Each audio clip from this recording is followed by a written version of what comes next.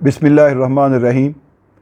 मोहतरम सामीन व नाज़रीन, मैं अपने चैनल राह रास्त के साथ आपसे मुखातिब हूँ।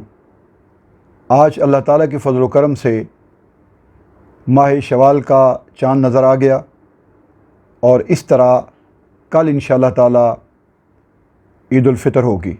तमाम सामीन व नाज़रीन को बहुत बहुत ईद मुबारक। अल्लाह ताला आपके दामन खुशियों से भरे, आपके लिए आसानियाँ पैदा फ़रमाए। अल्लाह ताला आपके घरों को खुशियों का गहवारा बनाए। मौजूद सामीन व नाज़रीन, अल्लाह ताला ने हर कौम को कोई ना कोई खुशी का त्यौहार अता फ़रमाया।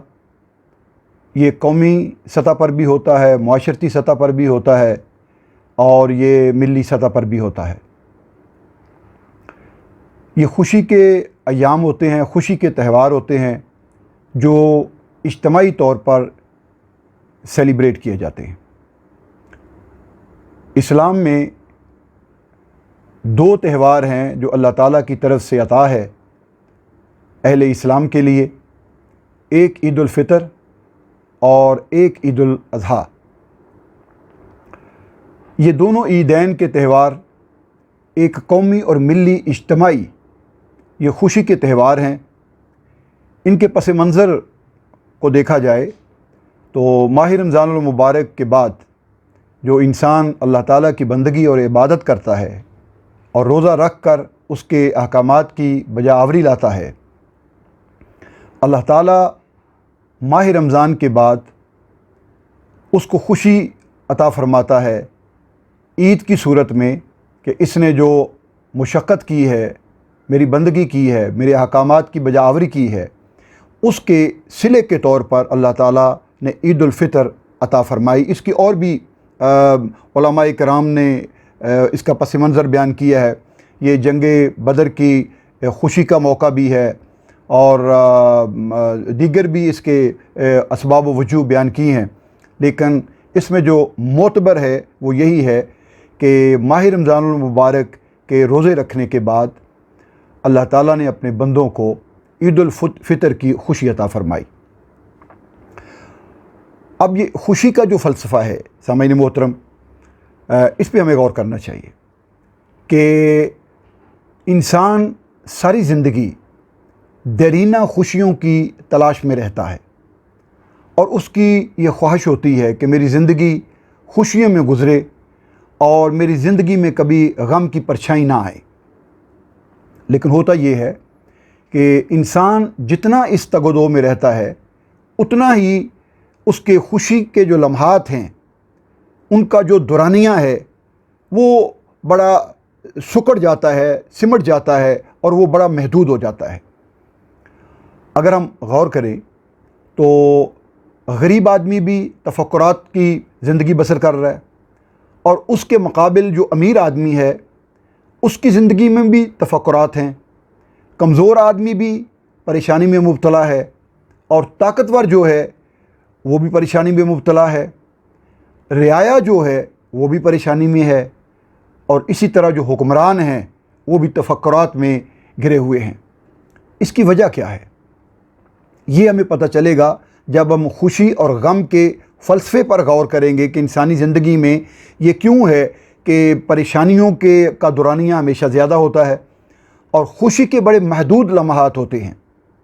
उसकी वजह ये है कि इंसान अपनी खुशियों को तलाश करता है उन अशिया में जो अपने वजूद में ख़ुद नापायदार हैं।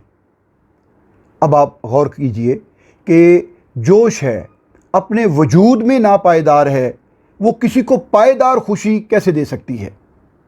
बस इतनी ये मामूली सी बात है। अगर ये फ़लसफ़ा हमें समझ आ जाए तो हमें खुशी और गमी और ज़िंदगी गुजारने का ढंग आ जाएगा, सलीका आ जाएगा और फिर ये मुमकिन है कि हमारी खुशी का दौरानिया बढ़ जाए और हमारे तफक्कुरात और परेशानियों का दौरानिया सुकड़ जाए और कम हो जाए।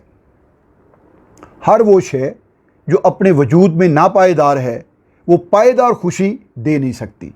दौलत आज किसी को मिलती है तो खुशी से बाग बाग हो जाता है, लेकिन वही दौलत जब छिनती है तो अपने साथ सारी खुशियां ले जाती है।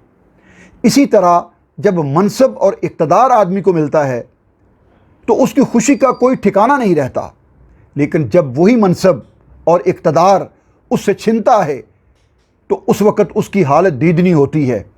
آج تخت پر ہوتا ہے تو کل تختے پر ہوتا ہے۔ یہ ان چیزوں میں جب آدمی خوشیاں تلاش کرتا ہے تو پھر اس کا دورانیہ جو ہوتا ہے وہ ہمیشہ ناپائیدار ہوتا ہے اور وہ ہمیشہ سکڑ جاتا ہے۔ ہمیں یہ بتایا گیا قرآن پاک میں، اللہ تعالیٰ نے فرمایا کہ الا بذکر اللہ تطمئن القلوب، کہ بے شک تمہارے دلوں کا جو اطمینان ہے، جو سکون ہے، وہ تو اللہ کے ذکر میں ہے۔ اسی لیے ہمارے جو تہوار عیدین کے ہیں یہ بھی اللہ کے ذکر کے ساتھ ہیں۔ ان میں بھی جو ہمیں تعلیم دی گئی ہے اور ہمیں ان کو سیلیبریٹ کرنے کا جو طریقہ بتایا گیا ہے، اس میں بھی جو ڈومینیٹنگ پوزیشن ہے وہ اللہ کے ذکر کو ہے، اس کی بندگی کو ہے۔ ہم مساجد میں جاتے ہیں، کھلے میدانوں میں جاتے ہیں، وہاں نماز ادا کرتے ہیں، سجدہ شکر بجا لاتے ہیں، یہی بندگی ہے، اور اللہ کا ذکر کرتے ہیں، اور اس سے ہمیں ایک اطمینان ملتا ہے، خوشی نصیب ہوتی ہے۔ اور دوسرا سامعین محترم، دولت جس کی تجوری میں ہوگی ممکن ہے اس کی خوشی کا باعث ہو، طاقت جس کے پاس موجود ہوگی ممکن ہے اس کی خوشی کا باعث ہو جائے، منصب و اقتدار جس کے پاس ہوگا وہ خوش ہو سکتا ہے۔ اب اس کے مقابل جو ہیں جن کے پاس یہ دولت نہیں ہے، ان کے پاس یہ خوشی کی وجوہات نہیں ہیں۔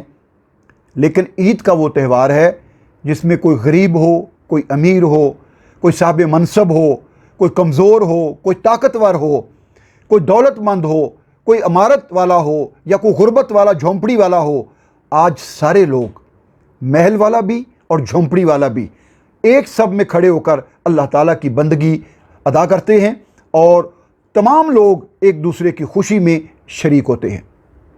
سامعین محترم، ایک صاحب ایمان اور وہ انسان جو اللہ کے وجود کا بھی منکر ہے اور جو ہدایت کا منکر ہے، ان کی خوشیوں میں فرق کیا ہوتا ہے؟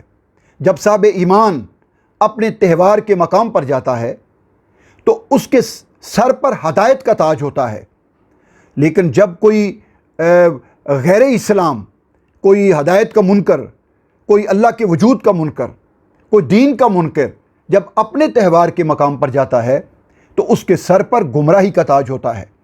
یہ فرق ہوتا ہے اہل ایمان کا اور منکرین ایمان کا، کہ ان کی خوشی وہ سیلیبریٹ کس طرح کرتے ہیں اور اہل ایمان خوشی اپنی سیلیبریٹ کس طرح کرتے ہیں۔